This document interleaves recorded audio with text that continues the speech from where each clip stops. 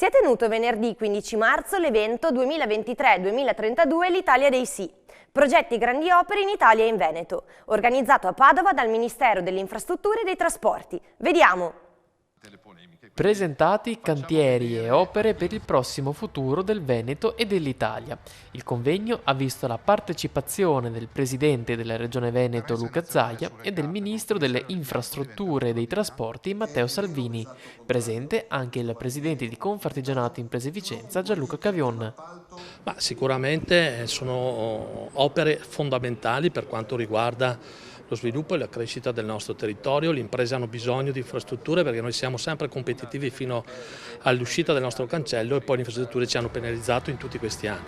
Finalmente abbiamo un ministro che si sta occupando in maniera molto forte, con grande convinzione, ha presentato un piano di interventi che creeranno sicuramente una grande opportunità di crescita del nostro territorio, creando occupazione ma anche salvaguardando quello che è il tema dell'ambiente. È un tema importante e ha proprio fatto vedere anche con delle slide quelle che sono le riduzioni di emissioni di CO2, che questo è un punto fondamentale per il nostro territorio, per lasciare un mondo migliore di quello che abbiamo trovato fino adesso. E tra le opere che riguardano direttamente la nostra provincia, gli innesti sulla A4 della Pedemontana Veneta. Luca Zaia ha dato aggiornamenti a riguardo. Pedemontana verosimilmente faremo i due innesti sulla 4 in direzione Milano e Venezia alla volta di fine aprile, primi di maggio.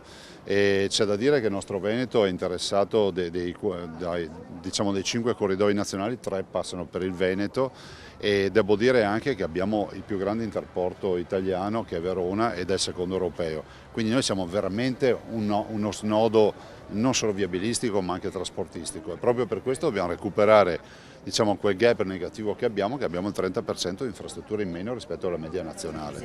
La Valdastico Nord al centro del dialogo tra il Ministro Salvini e il Presidente Cavion, che torna a parlare anche del nodo burocrazia.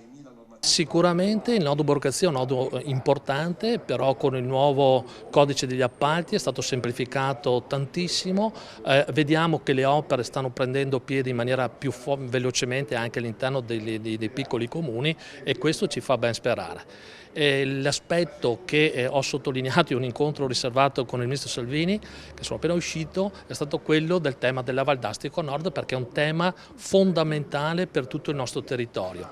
Il collegamento sulla Valdastico Nord potrà dare una risposta molto positiva anche all'incremento di passaggi sulla Pedemontana, che aiuterà sicuramente a velocizzare i tempi di pagamenti.